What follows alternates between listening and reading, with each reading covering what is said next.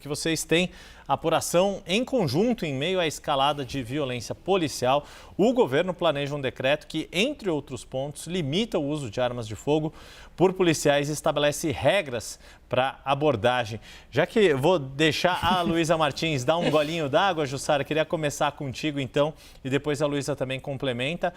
Ô Yuri, vamos fazer o contrário, então, porque a Jussara sabe mais do outro assunto e eu sei mais desse. Aí a gente faz um jogral aqui para você sobre a segurança pública. Então, vocês é que mandam, vocês trouxeram a apuração e vocês decidem aqui o que vocês falam é regra. Manda bala, Luísa. Mas podemos começar pela Jussara, é só pra gente delimitar os assuntos. Não, vai pela Luísa. Então vamos lá. Desculpa aqui a minha infâmia sem querer que eu soltei um manda bala, Luísa. Então, traz a sua informação. Sem problemas. Vamos lá, Yuri. O governo está preparando, então, um decreto para disciplinar o uso da força pelas polícias, né? Isso vale para a Polícia Federal, Polícia Civil, Polícia Rodoviária Federal e até para as guardas municipais. O que é a síntese desse decreto?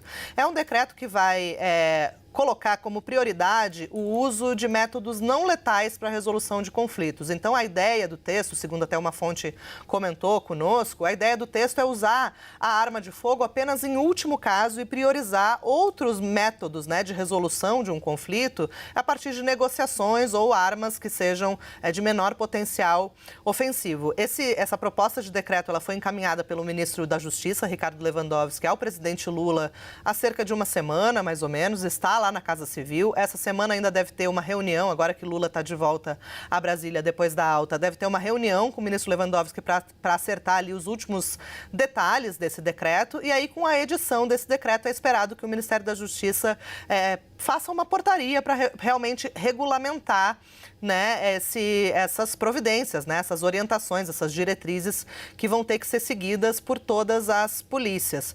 Isso vem, como você disse, Yuri, nessa esteira de uma escalada de casos de violência policial que a gente tem visto não só no Rio de Janeiro, né, mas também em São Paulo recentemente, novos episódios, um episódio por dia praticamente que a gente tem notícia e que veicula aqui na CNN, inclusive.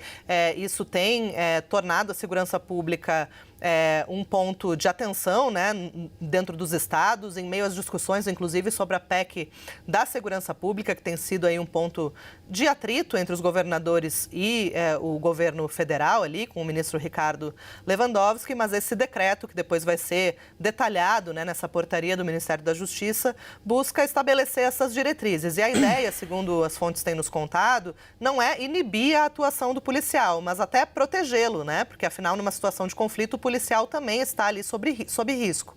Então, a ideia mesmo é que a arma de fogo seja usada em último caso e que sejam priorizados, a partir das diretrizes desse decreto, métodos aí mais pacíficos para a resolução desses conflitos policiais.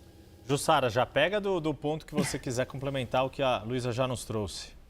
É isso, Yuri. Mais que amigas, friends, a gente faz apuração em dupla também, viu? E figurinhas também, minha gente. E figurinhas, mas a figurinha a gente não vai publicar. Olha, Yuri, o que nessa apuração, assim, a gente conseguiu entender também é que se trata, na verdade, agora desse decreto, essa portaria que será publicada pelo Ministério da Justiça e Segurança Pública, de uma atualização de uma orientação que já existe para as secretarias de segurança pública, para as forças policiais. Importante dizer também, Yuri, que segundo a gente apurou, essa atualização dessas regras, né, elas foram debatidas e discutidas com os comandantes das polícias militares, secretários de segurança pública e também responsáveis pelas guardas civis que atuam nos municípios. Bem, tudo isso é importante dizer que é um debate e por isso que ele ganha uma força, uma importância ainda maior diante de todos esses casos que a gente vem noticiando, inclusive dessa questão desse abuso, dessa letalidade policial que a gente vem acompanhando. Claro que os casos mais recentes acabam se destacando